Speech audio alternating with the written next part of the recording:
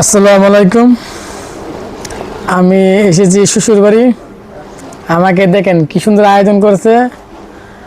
ভর্তা, লাডি মাছের ভর্তা, ফাঙ্গাস মাছের ভর্তা, পরে খাসির কলজা ভুনা, তারপরে মাছের ডেঙ্গা আর হলো রাইস।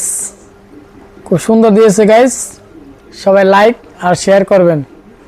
সবাই যে করবে যে এমন খাইতে পারে। আমি খাইয়ে দেখাই দিই আপনাকে, দেখেন। সেই স্বাদ। ভর্তাটা খাই দেখেন।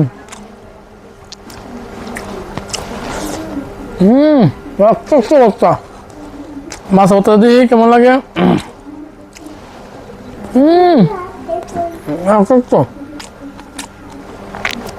কাশি করে যাবো না দিয়ে কেমন লাগে। গাইস তাড়াতাড়ি আসবেন। লাস্টে হলো কই মাছের না তেলাপিয়া মাছের ডাল।